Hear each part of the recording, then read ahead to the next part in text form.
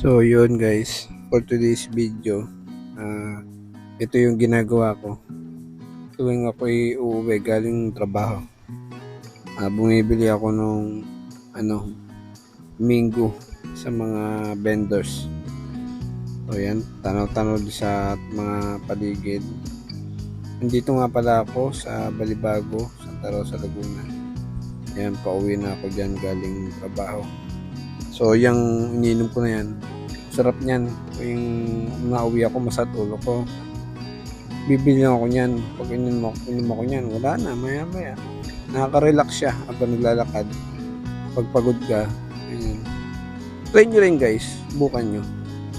Hindi naman sa pinapromote ko yung mango, talagang maganda kasi ano siya, malasa mo talaga yung mangga kasi ano siya, puro, no?